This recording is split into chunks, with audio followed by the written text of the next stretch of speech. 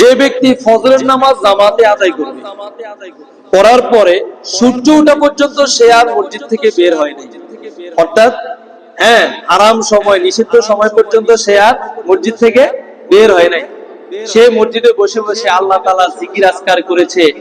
তেলাওয়াত করেছে, অর্থাৎ দুনিয়াবি কোনো কাজ কর্ম করে নাই। তারপরে সে 2 রাকাত নামাজ আদায় করলে আল্লাহ পাকের নবী বলেন সে হজ এবং উমরা করার সওয়াব পাবে। সুনানে তিরমিজি হাদিস নম্বর 525, সুনানে তিরমিজি হাদিস নম্বর 525,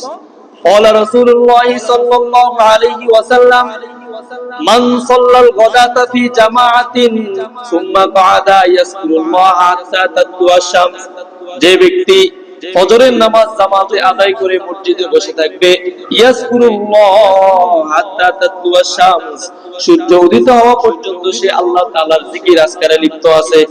অর্থাৎ সুবহানাল্লাহ সুবহানাল্লাহ আলহামদুলিল্লাহ লা ইলাহা ইল্লাল্লাহ, অথবা তেলাওয়াত করলো, যে কোনো দ্বীনি কাজ করলো, দুনিয়াবি কাজ নয়।